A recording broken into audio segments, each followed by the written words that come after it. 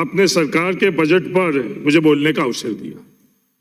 सभापति महोदय, आजादी के बाद में एक बार तत्कालीन प्रधानमंत्री जवाहरलाल नेहरू जी लंदन गए थे।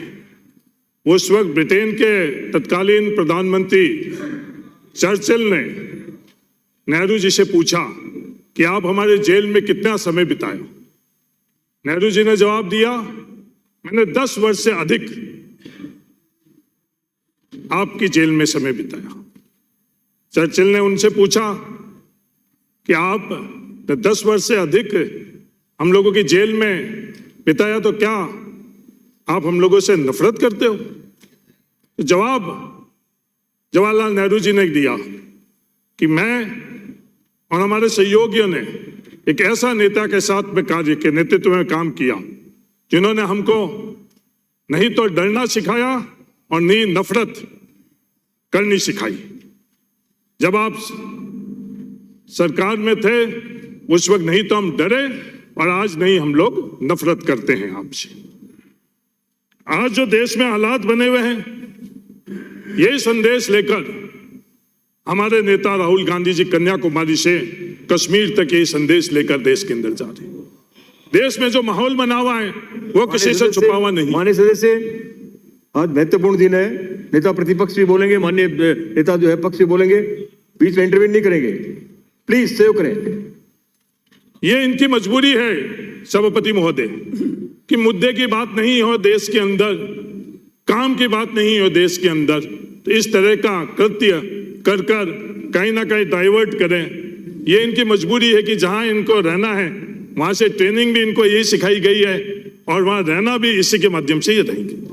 राजस्थान सरकार ने जो 2022-23 का बजट प्रस्तुत किया, मैं राजस्थान के मुख्यमंत्री आदरणीय अशोक गहलोत जी का तहे दिल से धन्यवाद देना चाहता हूं। मैं धन्यवाद यहां पक्का और कच्चा नहीं है राजेंद्र राठौड़ जी। यह धन्यवाद किस लिए देना चाह रहा हूं राजेंद्र राठौड़ जी, जो अन्याय आप लोगों ने किया, राजस्थान के साथ किया, रेगिस्तान इलाके के लिए किया, वो अन्याय जो केंद्र सरकार नरेंद्र मोदी जी से पहले 90% पेयजल योजना के अंदर केंद्र सरकार का हिस्सा राशि होती थी और राजस्थान सरकार व दूसरे अन्य सरकारों की 10% होती थी। इनके सरकार में आते ही वो 90-10 का जो रेशियो था सभापति महोदय, वो उन्होंने 45-45 किया। ये हम लोगों के साथ अन्याय हुआ। वो 45-45 के बाद में 10% तक जो पैसा था वो किससे लेना? उपभोक्ता से लेना। उसमें कुछ संशोधन हुआ, संशोधन होकर 47.5% उपभोक्ताओं को सिर्फ 5% देना। सभापति महोदय, इन लोगों को नहीं पता कि वो तकलीफ कितनी होती है उस उपभोक्ता को। आज रेगिस्तानी इलाके के, आज बाड़मेर, जैसलमेर, बीकानेर, आपके चूरू के उन गांव में रहने वाले ढाणियों के रहने वालों को 2-2, 2,500 रुपए देना पड़ रहा है। ये एयर कंडीशन में बैठे हुए जो नीतियां बना रहे उनको नहीं पता। आज राजस्थान की सरकार ने जो 5% जो अंश उन लोगों को देने का प्रावधान आपने किया, भारतीय जनता पार्टी के केंद्र की सरकार ने किया, वो भार राजस्थान की सरकार ने खुद ने लिया और वो राहत पहुंचाई। उसके लिए मैं तहे दिल से धन्यवाद देना चाहता हूं। ये धन्यवाद जायज है या नहीं जायज है आप अच्छी तरह से जानते हो। क्या क्या सिलेंडर अगर 50-100 रुपए की वृद्धि दर के अंदर होती थी, आप भूल गए हो तो वो वीडियो वापस आप अपनी लाइब्रेरी में निकाल लो। सिलेंडर रखना, उस सिलेंडर के साथ में क्या क्या कृत्य करने, और आज उस सिलेंडर के दरों के माध्यम से हम लोगों के ऊपर, आम उपभोक्ता के ऊपर कितना बोझ, और वो बोझ की कमी राजस्थान की सरकार ने 500 रुपए की जो राहत दी, उसके लिए तहे दिल से मैं राजस्थान की सरकार को धन्यवाद देना चाहता हूं। इन बड़े लोगों को पता नहीं है, इनके जो सिलेंडर अपने आप ही आते हैं, इसलिए इन लोगों को तकलीफ नहीं पता है, पर जो सामान्य उपभोक्ता है उसको पता है कि वो बोझ भार कितना है। सभापति महोदय, जो 100 यूनिट फ्री हुई है उसके लिए मैं तहे दिल से धन्यवाद देना चाहता हूं। आज जो 8-8, 10-10 टन के जो एयर कंडीशन अपन लोगों के लगे हुए, अपने को क्या पता वो 100 यूनिट का क्या मूल्य है। उस गरीब का 100 यूनिट माफ होना बहुत बड़ी बात है। आज किसान के ऊपर बहुत बातें होती है, बहुत नारे लगे जाते हैं। किसान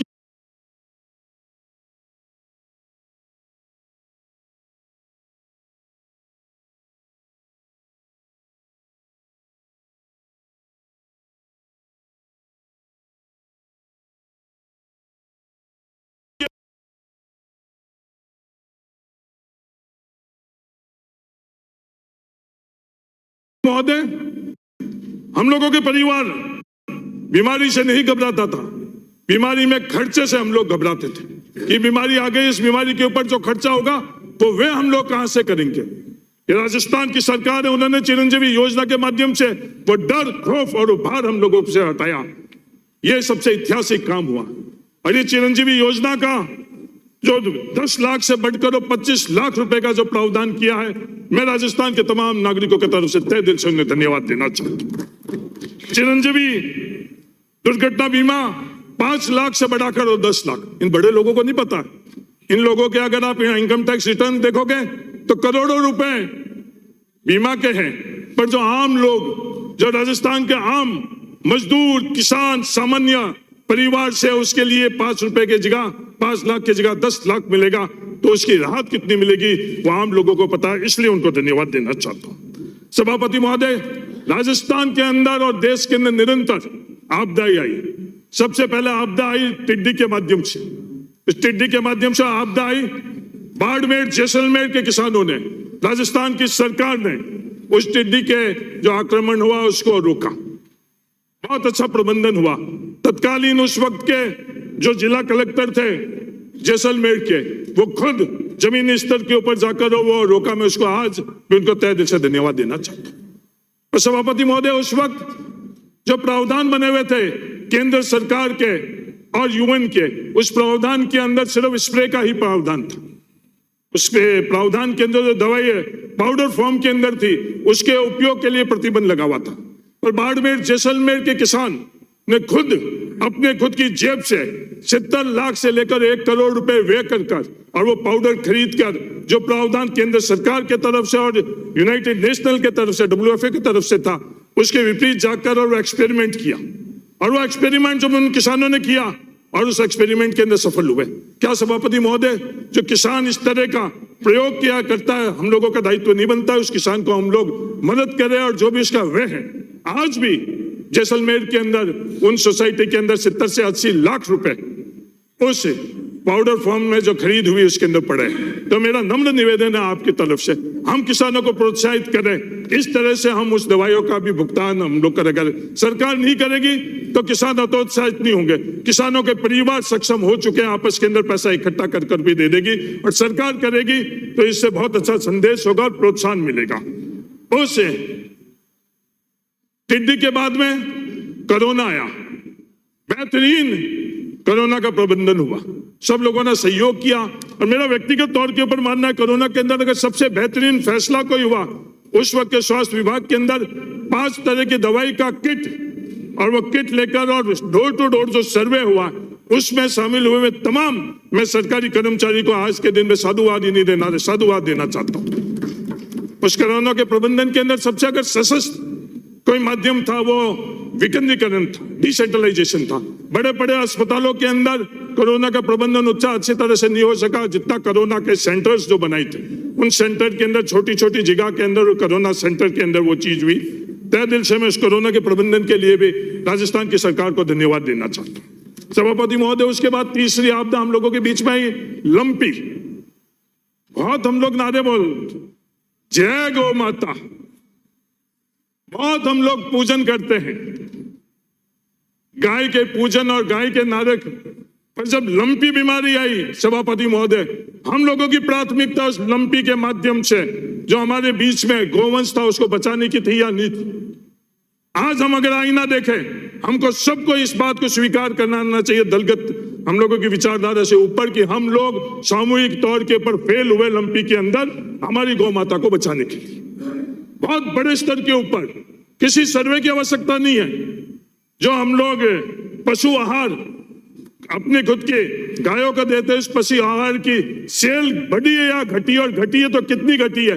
हमारा खुद का समाज का आईना वो अपने आप बता देगा उस पशु आहार के अंदर कितनी कटौती हुई है, और वो किसके कारण हुई कि जितनी दुधारू गाय थी हमारी खुद की, वो दुधारू गाय कि हम लोगों के बीच में अंदर उनकी मौत हुई, उसके कारण ही होगी। सभापति महोदय, हम लोगों को सबको सामूहिक तौर पर सोचना पड़ेगा कि क्या गाय सिर्फ पूजन से पलेगी या गाय पालन से पलेगी। ये फैसला हम लोगों को लेना पड़ेगा। सदन के माध्यम से मैं पूरे राजस्थान के लोगों को कहना चाहता हूँ, इस गाय के ऊपर हम लोगों ने बहुत सियासत कर ली, गाय के ऊपर हम लोगों ने बहुत विवाद किए कि हम लोगों ने गौ पालन छोड़कर गौ पूजन शुरू कर लिया, और लंपी के अंदर जो गोवंश की मौत हुई है उसका मुआवजा 40,000 रुपए राजस्थान सरकार दे रही। मैं तहे दिल से राजस्थान सरकार को धन्यवाद देना चाहिए। ये सब तहे दिल से दे रहा हूं राजेंद्र राठौड़ जी, ये नहीं कि मजबूरन दे रहा हूं।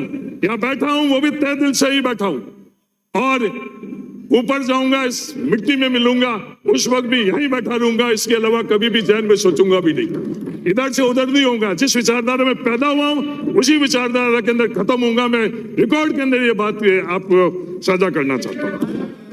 सभापति महोदय, इन बड़े लोगों को नहीं पता कि ढाणिया में बसने वाला राजस्व गांव और इस ढाणिया के अंदर जो 500 की आबादी तक की हम लोगों के यहाँ रोड के कनेक्टिविटी का फैसला हुआ था। 2011 तक के वो 500 का जगह 250 का जो फैसला किया गया, मैं तमाम ढाणियों में रहने वाले लोगों की तरफ से तहे दिल से धन्यवाद देना चाहता हूं जाटव साहब आपको और राजस्थान सरकार। उसके अलावा एक क्या हो रहा है ये माननीय सदस्य? उसके अलावा वीरता बढ़ते हैं। एक और फैसला लिया गया है 2011 के बाद में जो नव सर्जित राजस्व गांव है उसके अंदर 500 से ज्यादा आबादी वाले गांवों को भी सड़क से जोड़ा जाए। सभापति महोदय, आपके माध्यम से सरकार से मेरा निवेदन है कि हम लोगों के प्रावधान लगातार ये नहीं है रेगिस्तानी इलाका और ट्राइबल इलाके के अंदर, तो ये 250 की व्यवस्था, यह फैसला पीडब्ल्यूडी डिपार्टमेंट हम लोगों को देकर और ढाणियों में रहने वालों के लिए आप राहत पहुंचा। 250 नहीं दे सकता तो 350 दे दो, अगले वर्ष वापस 250 कर लेना, यह आपसे मेरा तहे दिल से गुजारिश है। सभापति महोदय, आज राजस्थान के अंदर कितने लोग बिना बिजली के रह रहे हैं, जिनके ढाणियों और घरों के अंदर बिजली नहीं है। क्या हम लोगों का कर्तव्य नहीं बनता है कि हम लोगों की सबसे पहली प्राथमिकता उन परिवारों की होनी चाहिए जिनके घरों के अंदर ढाणियों के अंदर बिजली नहीं है। सभापति महोदय, मेरे खुद का जिले बाड़मेर के अंदर आज भी 41,000 ढाणियों के अंदर बिजली के कनेक्शन नहीं है। मेरा आपके माध्यम से निवेदन है, केंद्र सरकार, राजस्थान सरकार और हर प्रावधान के माध्यम से जिस तरह से हमने कोरोना के समय प्राथमिकता से स्वास्थ्य के अंदर प्राथमिकता रखी, तो हमारा दायित्व बनता है कि उन तमाम परिवार जो बिजली से वंचित है उन परिवारों के अंदर हम उन ढाणियों के अंदर और उनका खेतों के अंदर बिजली पहुंचाकर उनको उजाला दें। ये मेरा आपके माध्यम से निवेदन है। सभापति महोदय, ये ओपीएस का फैसला, ओल्ड पेंशन स्कीम, बड़े लोगों को पेंशन की आवश्यकता नहीं है, पर जो सामान्य सरकारी कर्मचारी है, मैं एक सरकारी कर्मचारी के परिवार से आ रहा हूं, हमारे यहाँ पेंशन के माध्यम से हमको कितनी सुरक्षा मिलती है वो हम लोग जानते हैं। मैं आज यहां तक पहुंचा हूं, उसके अंदर अगर सबसे बड़ा योगदान है तो इस पेंशन के सुरक्षा का योगदान है। तो ये हक और अधिकार आने वाले पीढ़ी को मिलना चाहिए या नहीं मिलना चाहिए। जो ये ओपीएस के माध्यम से फैसला किया गया कि जो ओल्ड पेंशन स्कीम के लिए राजस्थान की सरकार ने, मैं तहे दिल से उनको धन्यवाद देना चाहता हूं। सभापति महोदय, हम आपस के अंदर चर्चा कर रहे थे, हमारी सबसे बड़ी मांग बालोतरा का जिला बनाने के लिए। हमारे यहाँ सबसे होशियार एमएलए मेवाराम जी जैन साहब को मानते हैं। मैंने उनसे चर्चा की, मेवाराम जी आप बताओ किस अटकल से, किस माध्यम से हम इस जिले की मांग को पूरी करें। नेता बनकर मदन प्रजापति जी ने कर लिया, लाडला बनकर मदन प्रजापति जी ने कर लिया, जूते उतार कर मदन प्रजापति जी ने कर लिया, सुदामा बनकर मदन प्रजापति जी ने कर लिया। और मैं आपके माध्यम से तहे दिल से निवेदन करना चाहता हूं, तहे दिल से निवेदन करना चाहता हूं, किसी भी आधार के ऊपर बालोतरा को जिला बनाना गलत नहीं हो सकता है। मेरा आपके माध्यम से निवेदन है कि आने वाले समय के अंदर बालोतरा को जिला बनाया जाए और बाड़मेर को संभाग बनाया जाए, ये मेरा आपके माध्यम से। सभापति महोदय, मैंने यहां सुना कई विद्वान साथियों ने यह बात करी कि कर्जा बहुत ले लिया। कई विद्वान साथियों ने यह बात करी कि राजस्थान श्रीलंका बन गया। मेरा आप लोगों से निवेदन है कि आंकड़े आप देखो। राजस्थान सरकार ने अगर आंकड़े हम लोग देखेंगे, अगर देखना चाहिए तो, और नहीं देखना चाहिए तो सभापति महोदय को जरूर जोर जबरदस्ती तो इन लोगों के साथ में नहीं कर सकते।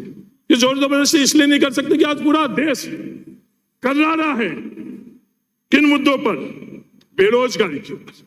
पूरा देश कर्रारा है किन मुद्दों पर, गरीबी पर, असमानता पर। और केंद्र बजट के अंदर एक अक्षर भी इन तीनों के संदर्भ में, एक अक्षर भी पूरे बजट के अंदर कहीं भी लिखा गया या बोला गया सभापति महोदय नहीं। एक अक्षर भी नहीं बोला गया कि इन लोगों को किसके लिए सरकार चलानी। इन लोगों को, बड़े लोगों के लिए सरकार चलानी। राजेंद्र जी ने बोला कि अडानी जी के लिए। मैं कल जम्मू कश्मीर के अंदर, जम्मू में प्रेस कॉन्फ्रेंस कर रहा हूं, वो लिंक में भेज दूंगा अडानी जी के लिए, क्योंकि महेश जोशी जी हमारे सचेतक महोदय हैं। आप जितनी मेरे पर कृपा नहीं है, मेरे को सिर्फ 20 मिनट ही मिले, वरना अडानी की बात भी मैं पूरी की पूरी करूंगा। पर ये आंकड़े क्या कहते हैं सभापति महोदय? ये आंकड़े ये कहते हैं कि 2019-20 के अंदर राजस्थान सरकार ने जो उनका कर्ज था वो जीएसडीपी का 35.32 था, और केंद्र सरकार का कितना था? 50.9 जीडीपी के सामने। वो कि वो हालात 2020-21 के अंदर थी 40 राजस्थान सरकार का था 27 और केंद्र सरकार का था 61, और वो का वो 2022-23 का था। हम लोगों का 36.56 था और केंद्र सरकार का 55.89। ये हकीकत है। उसके बावजूद भी सिर्फ बोलने के लिए बोलना और विरोध करने के लिए विरोध करना हकीकत से परे, सभापति महोदय, ये समझ से परे है। सभापति महोदय, क्या सदन की गरिमा? एक अकेला सब पर भारी। ये लोकतंत्र के अंदर भाषा और कृत्य, अगर ये बात मैं कहूं तो ये लोकतंत्र के अंदर शोभा देता है। राजस्थान की जनता के सामने अगर ये मैं बात रखता हूं, कोई भी व्यक्ति किसी सदन के अंदर इस अहंकार से बोलता है, लोकतंत्र के अंदर वो बात कभी भी उचित नहीं मानी जाएगी। पर सभापति महोदय, ये बात बोली गई, एक अकेला सब पर भारी। सभापति महोदय, किस पर भारी? उन गरीबों पर भारी। ये आंकड़ा देखो इस हिंदुस्तान का, 2014 के अंदर स्वास्थ्य के अंदर, हेल्थ और सर्वाइवल इंडेक्स के अंदर हम 2014 के अंदर 85 स्थान था हम लोगों का, और एक अकेला सबसे भारी उन गरीबों के लिए, और आज है 146। आप नोट कर लेना इन सभी चीजों। और एक ही ये चीज हंगर इंडेक्स में, भुखमरी के अंदर 2014 के अंदर 55वें स्थान पर था, और आज 2022 के अंदर 107 के अंदर। ये कि ये स्टेट ह्यूमन फ्रीडम इंडेक्स के अंदर। ये आजादी कैसे मिली हम लोगों को पता है, बड़े लोगों को नहीं पता है। हमारे पूर्वजों के पास अधिकार नहीं रहते थे, हमारे पूर्वजों के पास भाषा का अधिकार नहीं, हमारे पूर्वजों के पास रहने का अधिकार नहीं, हमारे पूर्वजों के पास जूतियां पहनकर उन बड़ी जगहों के सामने से निकलने का अधिकार नहीं था। पर स्वतंत्रता के बाद में हम लोगों को अधिकार मिला, और वो अधिकार भारत के नागरिकों से छीना जा रहा है। वो दर्द भारत के नागरिक अच्छी तरह से जानते हैं। यही हालात हैप्पीनेस इंडेक्स में, एनवायरनमेंट में, जेंडर इक्वलिटी में, डेमोक्रेसी में इंडेक्स में, यही ह्यूमन डेवलपमेंट में, प्रेस फ्रीडम में, पेंशन इंडेक्स के अंदर है। सभापति महोदय, ये बड़े अहंकार से बात कर रहे थे कि केंद्र सरकार पैसा दे रही है। माननीय सदस्य महोदय, केंद्र सरकार या राजस्थान की सरकार कोई पैसा खेत खड़कर नहीं देती। ये हम लोगों से टैक्स के माध्यम से पैसा लिया जाता है। सरकारों के पास अधिकार रहता है। राजस्थान के लोग टैक्स दे रहे हैं, उस टैक्स के अनुपात में राजस्थान को कितना पैसा मिल रहा है, यह आकलन अगर आप करोगे तो यह अहंकार आपका निकल जाएगा।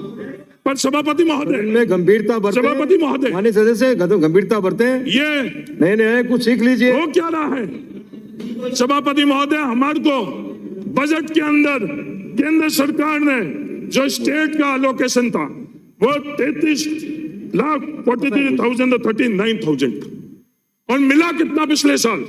मिला हमको 70,000 और 936, ये 64,000 गई का, ये 64,000 गई का। अब देश और दुनिया समझ चुकी है अच्छी तरह से जानने की 64,000 करोड़ जो हमारे राज्यों के लिए थे वो हमारे राज्यों से लेकर अपने मित्रों को दिए गए। वो ताकत किसको दी गई? उन मित्रों को दिए गए। और जब ये सवाल उठाए जा रहे हैं, आज मैंने अखबार में पढ़ा, बड़े पद पर बैठे हुए व्यक्ति ये कह रहे थे कि आरोप लगाओ, पर आरोप आधार होना चाहिए, तत्व होने चाहिए। सभापति महोदय, जो राहुल गांधी जी ने पार्लियामेंट के अंदर बात करी, आज संख्या बल के माध्यम से वो बात वहां से हटा दी गई है, पर ये सवाल जो खड़े किए हैं वो सवाल दुनिया के अंदर कोई भी मिटा नहीं सकते। आज ये ताकत उन लोगों से थी। आज सभापति महोदय,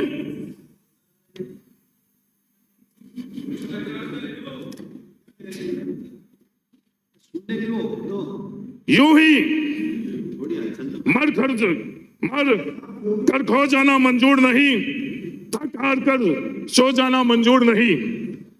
ना सोचो मैं डरकर पीछे हो जाऊंगा, बिना लड़े कुछ होने जाना संभव नहीं। सभापति महोदय, मुझे समझ में नहीं आ रहा है ये सरकारें ये बीबीसी और ओबीसी के पीछे क्यों पड़ी हुई है? ये बीबीसी के पीछे तो इसलिए पड़ी हुई है क्योंकि जो अभिव्यक्ति का अधिकार स्वतंत्र मीडिया के माध्यम से, वो चंद ही ये मीडिया हाउसेज है जिनको ऊपर केंद्र सरकार का कब्जा नहीं है, तो बीबीसी को भी दबाया जा रहा है। और ओबीसी के साथ में जो चीज हो रही है, मेरे मित्र मंत्री लोग कह रहे हैं कि नहीं, सिर्फ विवाद करने के लिए, सरकार के सामने कोई ना कोई विवाद खड़ा करने के लिए मांग की जा रही है, ये सवाल किया जा रहा है। सभापति महोदय, ये विवाद करने के लिए हंगामा नहीं कर रहे हैं, ये हमारा हक और अधिकार है, इसलिए हम लोग बात कर रहे हैं। ये और बात करें कि 4 साल तक कहां गई? सभापति महोदय, हमको केंद्र सरकार ने मंडल आयोग के माध्यम से 27% ओबीसी को राज्य के अंदर आरक्षण की व्यवस्था करी। न्यायपालिका ने कैप लगाया कि 50% से ज्यादा वो आरक्षण नहीं दे सकते। ईडब्ल्यूएस के लिए हम लोगों के यह प्रस्ताव आया, सर्वसम्मति से हम लोगों ने सबने किया, बिना कोई राजनीतिक विचारधारा को कर बहुत तालियां बजाई, हाथ भी थक गए होंगे और बहुत तालियां बजाई ईडब्ल्यूएस के लिए। न्यायपालिका ने भी यह फैसला किया कि जो 50% का कैप वो अब मान्य नहीं है। तो सभापति महोदय, जो 27% का प्रावधान सरकार की तरफ से है, क्या हमारा हक और अधिकार और मांग नाजायज है? अगर कोई भी ये बात हमें समझा दे तो ये हक और जो मांग नाजायज है, तो मैं ये आप लोगों के माध्यम से माफी मांगूंगा। सभापति महोदय, जो विसंगतियां था ओबीसी के अंदर, आज 21% भी आरक्षण, 21% आरक्षण के सामने उतने पद के अंदर नौकरी नहीं मिल रही है, तो उन लोगों के साथ में अन्याय नहीं है। सिर्फ विवाद करने के लिए हम लोग ये बातें थोड़ी कर रहे। सभापति महोदय, किसी से अगर आप चर्चा करो, मेरे पिछले दिनों के अंदर भूतपूर्व प्रधानमंत्री मनमोहन सिंह जी से चर्चा हुई, उनका मानना था कि इस देश के सामने सबसे गंभीर अगर कोई चुनौती है तो गलत आंकड़े और आंकड़े नहीं हुए, और सबसे बड़ी अगर हम लोगों के देश के अंदर है गांवों के और शहरों के बीच में जो खाई पड़ी उसके। सभापति महोदय, अगर सही आंकड़ा अगर किसी को मिलता है तो इससे किसको तकलीफ है, किसके साथ अन्याय हो रहा है? आज हम लोगों के समाज के अंदर, देश के अंदर जातिगत व्यवस्था है। इस जातिगत व्यवस्था के अंदर अगर जातिगत जनगणना अगर नहीं होगी तो कहां होगी? या तो हम लोग सर्वसम्मति से इस बात को तय कर ले कि राजस्थान के अंदर कोई भी जाति के आधार के ऊपर कॉलम नहीं होगा, कोई भी व्यवस्था नहीं होगी, तो जरूर जातिगत जनगणना की आवश्यकता नहीं है। तो जातिगत जनगणना से हम लोगों को हकीकत पता चलेगी कि जो भी योजना हम लोग बना रहे, जो भी फैसला हम लोग कर रहे हैं, अगर केंद्र सरकार नहीं करेगी, फिर मेरा निवेदन है सदन को कि जैसे बिहार के अंदर जातिगत जनगणना हुई है, राजस्थान के अंदर भी ये जातिगत जनगणना होनी चाहिए। बाकी जगह तो हम गठबंधन कर लेते हैं, बड़े बड़े लोगों के लिए हम लोग गठबंधन कर देते हैं, प्रधानमंत्री जी अडानी जी से गठबंधन कर लेते हैं। इस सदन के अंदर भी मैंने एक और गठबंधन देखा, बड़े हंसे, बहुत तालियां बजी, ओम शांति।